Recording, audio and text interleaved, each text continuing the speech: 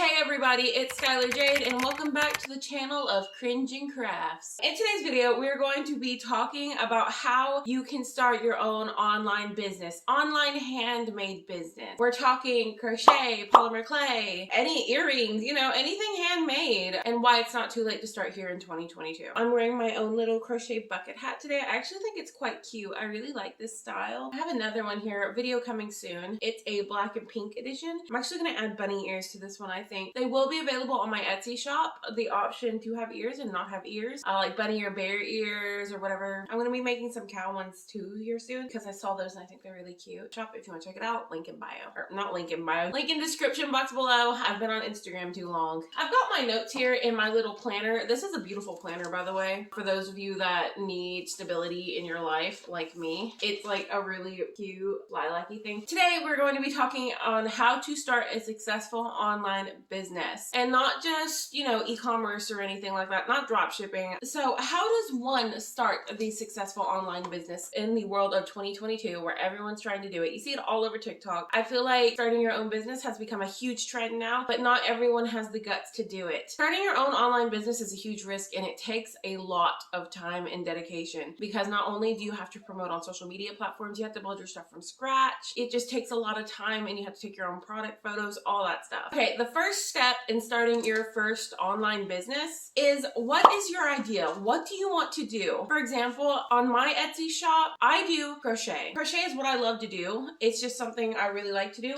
In the future, I'm hoping to move towards more to incorporate some factory manufactured products like enamel pins. Like, I want to get into designing enamel pins, and I also want to get into designing sweatshirts and stuff, but that'll be way in the future. So for now, all my stuff is completely handmade just by me. All my crochet stuff, like I do stuffed animals, I do apparel, like I do the whole 9 yards. I know there are a lot of talented polymer clay artists. You could do slime. Slime is still huge. You may not see it on YouTube as much as you did, but slime is still a really big thing in the community. People love sensory toys. If you are more into makeup and stuff, you could design your own makeup line, do body whip, body butter, anything like that. Cosmetics will always be a huge thing. I've seen a lot of people start their own lip gloss shops and all that good stuff. I've seen all of it, okay? If you think it's too saturated, no, it's not. You just need to pick what you want to do. What is your talent? What do you love to do? Now, do not go into a small business doing something that you do not like, because you will not succeed at it. Most likely you will, you might have a little success at first, but you're going to burn out and you're not going to be bringing in that cash very long, because you're going to get bored of it and you're not going to put as much time and effort into it. Let's see. So what is the next step, Skylar? What do we do next? After you figure out what is it that you would like to do, you need to figure out, is this going to be a hobby for you, or is this going to be something that you actually want to make into your 9 to 5? Personally, I'm sick of the 9 to 5 gig. So that is why I started YouTube and started doing my Etsy shop and stuff, because I want to make my own business enough to be able to sustain and contribute to my household income. Another reason why is, as some of you may know if you're a returning subscriber, I'm having my son. I'm currently 39 weeks pregnant, and I am hoping to grow my small business and become a stay-at-home mom with him. Now, yours just may be that you don't want to work for other people, or you don't want to have anybody above you. You want to be your own boss. You want to pick your days off and your days on. You do what you want, sister. And you really just got to decide for yourself, because you're going to get back what you put in eventually. If this is just a hobby for you, you can make money if this is just a hobby for you. That's not what I'm saying. What I'm saying is, pick if this is going to be your hobby or livelihood, because you're going to need to balance out your work life and then your hobby life, and you're going to have to prioritize and really schedule. Okay, thirdly, you're going to want to pick a platform to sell on. Sorry, I keep looking down my notebooks down here. You're going to want to pick a platform to sell on. Now, some people choose to sell on Instagram, which is a very plausible thing. You can sell on Instagram. They set up their photos of their in their feed and whatnot. They put their product prices in the description of the post, or whatever you call it, description, caption. They put the product pricing and everything in the caption of their post or whatnot, and they put in their bio, I take PayPal, Cash App, whatnot. So you can list your photos on Etsy and sell not Etsy, on Instagram, and sell your products on Instagram. People do it all the time. People have markets on Instagram. You can also sell on a place like Etsy. Etsy is a really good place to sell, I feel, if you do not have a big audience on Instagram or YouTube, or a big following on TikTok, anything like that. I feel like Etsy is a place to go because it has a search engine and an algorithm to where it can push people to look for your products, and it can show your products on Etsy. Like, there is I don't know how to describe it. There is already a a platform of buyers on Etsy to purchase from you. Unlike how if you're just starting out a shop on, let's say, Store Envy or Shopify, you're going to have to somehow get your own audience to transfer over there to go buy from you, which is totally doable. I'm not saying it's not, but I'm saying opening an Etsy shop might be a good idea if you're just starting out. Another platform people choose to do is Shopify. There's also Wix, and there is also Store Envy. Now, I'm not going to compare them. There's also Squarespace. Now, I can do a comparison video if you guys want to see that between some of the websites, because I have sold on both and I have built websites on quite a few, but right now I just sell exclusively on Etsy. In the future, I'm actually hoping to start my own website on Shopify or Wix, because I feel like it's a lot more fun because you get to build your own website and everything. Just do your research. Honestly, even if I do start a new website, I'm still going to sell on Etsy anyway. After you decide what platform you're going to do and you build your website and all that good stuff, you're going to want to take great product photos. Product photos are everything, and people don't seem to understand that. You're going to want to take some amazing ones. You don't want to do it with like a cruddy background or like a dirty room. Depending on what you're selling, no matter what you're selling, you're going to want to take good product photos. You're going to want a good aesthetic going on in the photos. Now, personally, I do plain white backgrounds most of the time. Here is what my teacher told me in college. White is the easiest background to do because it reflects so much shadows. It makes your product look good. You don't need a really expensive camera to do this. That's not what I'm saying. I take my product photos with my own phone. You can use a phone, and then you can use a editing software of some kind, or just an app on your phone. I use Line Camera or Pics Art. I use these two. You can just brighten up the backgrounds, just really make the color pop in the photos, because no one is going to buy from someone who has pretty photos. I mean, you might get like 1 or 2 sales, but you're going to miss out on a lot if you are not taking good photos. Okay, I know a lot of people hate to talk about this, but you're going to want to figure out your product prices. Because you are running a handmade business, not everyone is going to understand your product prices, because they're used to things like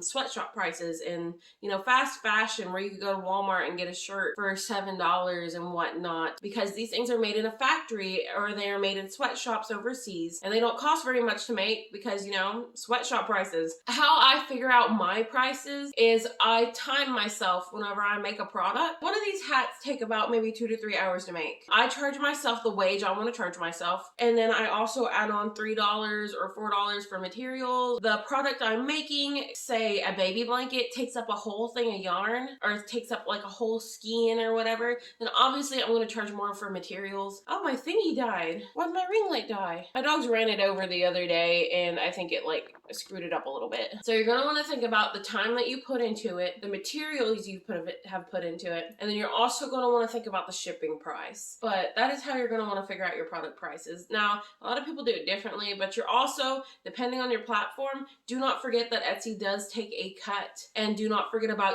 if you own a website, do not forget about your website fees, because you're going to want to factor this into your product prices, or else you're not going to be able to afford to keep your website up and running. You have your platform, you have your idea, you know what you want to do, all that good stuff. You have your product photos ready and your site is up and going. You are ready for this. So what is the last step? It's promote, promote, promote. You need to post that website everywhere, whether it be Etsy, Shopify, everywhere. I want to see it everywhere. And what I mean by this is you need to start a TikTok, you need to start an Instagram, and you need to start a Facebook page and a Twitter. Now, personally, it depends on how much you really want to put into this. Now, if you feel like you're spreading yourself too thin by going on all these social media platforms, then I would pick 2 and go with 2 every day. You want to post there every single freaking day. You want to take awesome photos and you want to post there all the time. If you can post like 3 times a day, even better. Instagram is the one I personally choose to post on all the time, and TikTok. Those are the 2 I mainly focus on. I'm slowly trying to work Twitter in there. If you are finding yourself spread a little bit too thin, a lot of people will disagree when I say this, but focus on the ones that you really like. I just started my Instagram, so I've only got like 162 followers. And then on Twitter, I don't have anything because I just started it. bit. And then on TikTok, I actually have quite a few. I do post there quite a bit, but I feel like it's hard to gain traction on TikTok sometimes. Also, if you want to check out my social medias, they'll be linked in the description box below, of course, as they always are. No one is going to know you are on that website if you do not promote on social media. They're not going to know you're there. Don't be shy. Post it to your Facebook. See if some of your family and friends want to go buy off your Etsy. Like, come on, people. I used to be one of those shy kids in high school. I used to be like,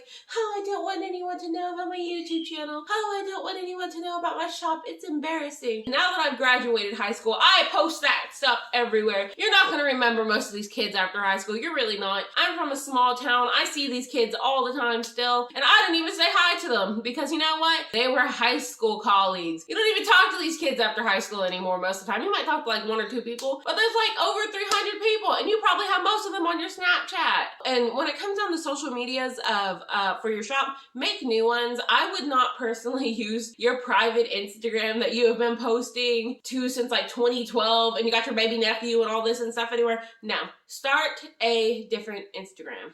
A thing I forgot to include earlier is pick a logo. You're going to want to pick a logo that you can go with. Something simple, something not too super intricate, because you're going to be putting this on things, and you might even want to make a custom stamp later. You're going to want to make custom business cards and stuff later and stuff like that. Something cute, something chic. Here's mine. I love mine. So with that being said, you guys, I really don't know what else to say here. If you want your business to grow, you're really going to get what you put into it. I mean, it might be a little frustratingly slow at first. Like, I know mine's kind of slow right now, but you have really got to just try out new things. And what works for me might not work for you, but you can do it, okay? This 2022 is the time to shine. It is the time for business. So with that being said, don't forget to hit the like button down there, right over here somewhere. Don't forget to hit that like button, subscribe, and check out the description for all the links to my social media and my own personal shop, which I'm hoping to make into a Shopify one day once I start making enough money. But I would really love to hear from you guys down in the comments on what you would like to see next, and if you found this video helpful. And with that,